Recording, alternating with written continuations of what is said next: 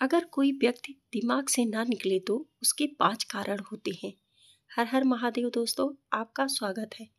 दोस्तों, क्या आप भी छोटी छोटी बातों पर घंटों सोचते रहते हैं? क्या किसी बात को लेकर बार बार मन में सवाल उठते हैं? हाँ, अगर तो सावधान हो जाइए। हो सकता है आप ओवर थिंकिंग यानी अति चिंतन के जाल में फंस चुके हैं। यह आदत न सिर्फ मानसिक शांति छीन लेती है, बल्कि आपकी खुशियों में भी सेंध लगा देती है।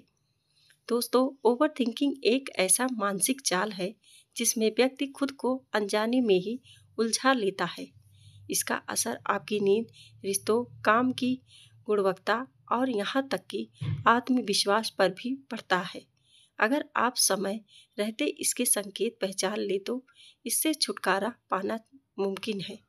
आइए जानते हैं ऐसे 5 स्पष्ट संकेत जो बताते हैं कि आप ओवर थिंकिंग के शिकार हो चुके हैं। आप कभी कोई छोटी सी गलती की और उसके बाद घंटों यहाँ तक कि कई दिनों तक उसे याद करके पछतावा करते हैं। यह ओवर थिंकिंग का पहला और सबसे सामान्य लक्षण है। चाहे किसी मीटिंग में कुछ गलत बोल दिया हो या किसी दोस्त से हल्की सी बहस हो गई हो, आपका दिमाग उस बात को लेकर बार बार दोहराता है और खुद को दोषी ठहराता रहता है। सुधार कैसे करें?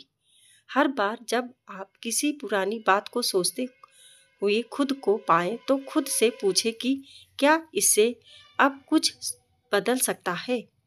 अगर जवाब नहीं है तो खुद को टोके और अपने दिमाग को किसी सकारात्मक दिशा में लगाएं। तो फ्यूचर को लेकर हमेशा चिंता में रहना। क्या आप हमेशा यह सोचते रहते हैं कि अगर ऐसा हुआ तो क्या होगा? अगर मैं फेल हो गया तो? यह संकेत है कि आप ओवर थिंकिंग के अगले स्तर पर हैं। भविष्य की चिंता करना स्वाभाविक है, लेकिन हर वक्त अनिश्चितता में जीना मानसिक थकान को जन्म देता है। सुधार कैसे करें? भविष्य की अनिश्चितता को स्वीकार करना सीखें। हर चीज को कंट्रोल में रखने की कोशिश छोड़ें और वर्तमान पर ध्यान दें। 3. फैसले लेने में ज़्यादा समय लगाना। आपको कोई सामान खरीदना है या कहीं घूमने जाना है, लेकिन आप इतने विकल्पों के बीच उलझ जाते हैं कि आखिर में कुछ भी तय नहीं कर पाते। यह डिसीजन पैरालिसिस कहलाता है और यह भी ओवर थिंकिंग का ही हिस्सा है। यह आदत धीरे धीरे आत्मविश्वास को खत्म कर देती है। सुधार कैसे करें? हर फैसले पर ज़्यादा सोचने के बजाय समय सीमा तय करें। जैसे, मैं इस पर 10 मिनट सोचूंगा और फिर निर्णय ले लूँगा। 4. नींद में खलल पड़ना। क्या आपको रात में देर तक नींद नहीं आती या सोते वक्त दिमाग लगातार चलता रहता है? यह संकेत है कि आपका मस्तिष्क आराम नहीं कर पा रहा है।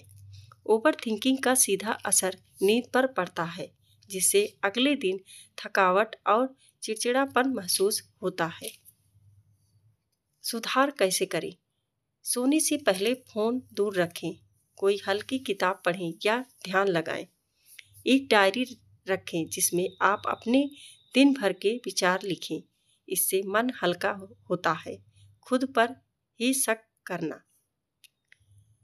5. खुद पर ही शक करना। ओवर थिंकिंग का सबसे खतरनाक पहलू ये है कि ये धीरे धीरे आपकी सोच को नकारात्मक बना देता है। आप खुद को कम आंकने लगते हैं।